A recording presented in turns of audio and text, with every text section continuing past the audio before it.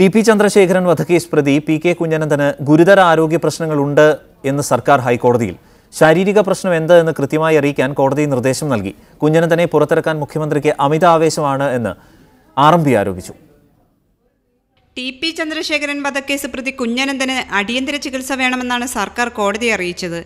കുഞ്ഞനന്തന്റെ medical റിപ്പോർട്ടും സർക്കാർ കോടതിയിൽ ഹാജരാക്കി. ചികിത്സയ്ക്കായി ശിക്ഷ ഇളവ് ആവശ്യപ്പെട്ട് കുഞ്ഞനന്തൻ നൽകിയ ഹർജിയിലാണ് സർക്കാരിന്റെ വിശദീകരണം. ഹർജി പരിഗണിക്കവേ കുഞ്ഞനന്തന്റെ യഥാർത്ഥ പ്രശ്നം എന്തെന്ന് കോടതി ചോദിച്ചു.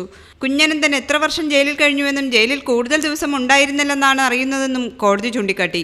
നടക്കാൻ കഴിയാത്ത അവസ്ഥയെന്ന് കുഞ്ഞനന്തന്റെ അഭിഭാഷകൻ സൂചിപ്പിച്ചപ്പോൾ ജയിലിൽ സുഖമായി കിടക്കാമല്ലോ എന്നായിരുന്നു കോടതിയുടെ ചോദ്യം.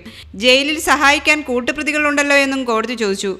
കുഞ്ഞനന്തന്റെ ശാരീരിക പ്രശ്നം എന്തെന്ന് കൃത്യമായി അറിയിക്കണമെന്ന് കോടതി നിർദ്ദേശിച്ചു. ഹർജി അടുത്ത ചൊവ്വാഴ്ച പരിഗണിക്കാനായി മാറ്റി. കുഞ്ഞനന്തനെ പുറത്തിറക്കാൻ മുഖ്യമന്ത്രിക്ക് അമിതാവേശമാണെന്ന് ആർ.എം.പി. സംസ്ഥാന സെക്രട്ടറി എൻ. വേണു ആരോപിച്ചു.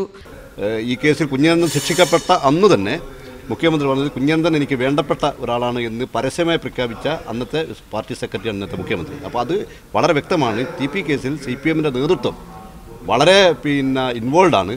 മീഡിയ 1 കൊച്ചി.